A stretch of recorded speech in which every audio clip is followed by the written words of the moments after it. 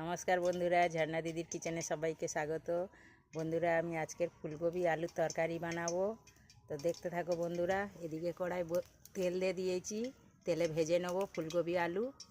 তেল গরম হয়ে গেছে, আলুগুলো দিয়ে দিচ্ছি, ভেজে নেবো ভালো করে। আলুগুলো ভাজা হয়ে গেছে, ফুলকপিগুলো ভেজে নেব। ফুলকপিগুলো ভাজা হয়ে গেছে, তুলে নিচ্ছি।